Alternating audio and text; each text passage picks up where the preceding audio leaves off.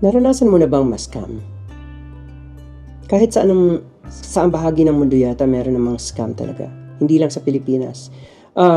As the society grows more complex, nagiging complex din nagiging complicated din yung mga scamming behavior ng mga masasamang tao.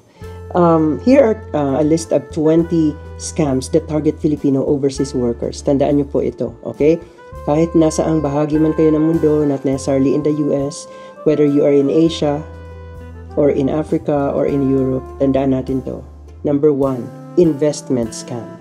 So, ang mga scammers na ito, magpapromise sa mga OFW ng high returns on investment in fake businesses or fraudulent investment schemes. Pipilitin kang maglabas ng pera, pero it turns out wala naman talaga pala. Walang investment, walang patutunguhan, kinuha lang yung pera mo. Number 2, job scams. Scammers advertise fake job overseas, often requiring OFWs to pay upfront fees for processing or placement. Pagdating mo doon, wala naman. Or pagdating mo sa airport, wala naman pala. Number 3, loan scams. Scammers offer OFWs loans with high interest rates and hidden fees, often leading to debt traps. Yung debt traps na tinatawag ay yung klase ng utang na halos hindi ka na makabangon sa buong buhay mo. Iwasan po natin ito. Di ba? Kung minsan out of kagipitan, para lang makaalis ng bansa, dudulog sa mga pwedeng pagkautangan. Kung mga relatives yan o family members, okay lang siguro. Pero kung mga loan sharks yan, delikado tayo. Number 4, overpayment scams. Scammers send OFWs overpayments for goods or services, then ask them to wire back the difference. Ito yung type of money laundering na scam. Okay? Pag nag-engage ka dito, criminal offense yun. Number 5, fake government agencies. Scammers impersonate government officials or employees to trick OFWs into giving them money or personal information. In the first place, bakit ka maniniwala na ang isang government employee ay hingi ng pera, di ba? Pero may mga matitinik talaga, mga alapalos na mga masasamang tao na gagawa ng dahilan. Number 6, fake charities.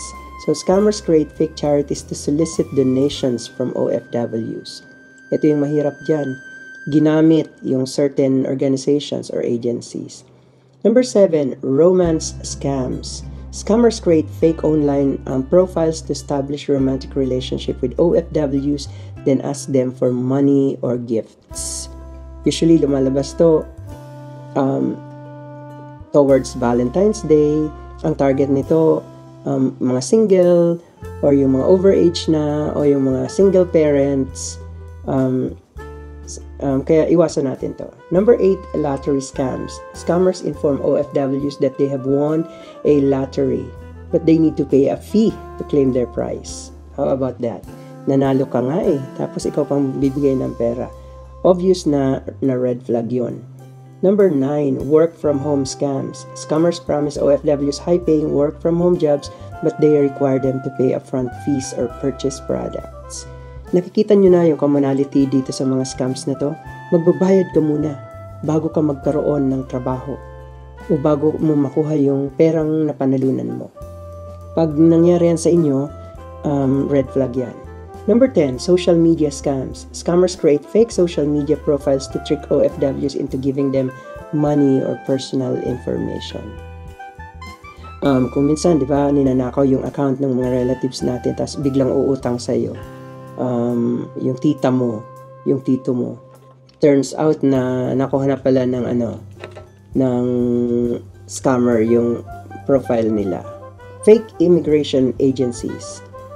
Scammers promise OFWs assistance with immigration services, but they charge high fees and do not deliver on their promises. So, siguro bahagi sila ng agency, pero under the table yung transaction nila, hindi naman through their own office. Mataas ang presyo nila at usually hindi nila ma-deliver yung serbisyong pinangako nila sa'yo. Ang tawag dyan ay fake immigration agencies. Number 13, fake legal services. Scammers promise OFWs legal assistance but they charge high fees and do not provide competent representations. Kahit sa Pilipinas meron ito. Mga nagpapanggap ng mga lawyer, it turns out wala naman pala sila sa role of judicial bar passers. Delikado yan. Number 14, fake medical services. Scammers promise OFWs medical services at low prices but they provide substandard care or no care at all. Binayaran mo na ng matagal yung insurance nung time na nagkasakit ka, wala. Or kung meron man, ano lang, mga pang scratches lang pala yung kaya nilang ibigay sa iyo. Number 15, fake educational services. Scammers promise OFWs educational services but they provide substandard education or no education at all. O kuha na kayo nito, scholarship para sa anak nyo, di ba? College scholarship. Ikaw naman gusto mong, do you really care for your family? Kaya, naunahan ka kaagad ng bluff nila. Pagdating ng oras, wala naman pala. Another is fake recruitment agencies.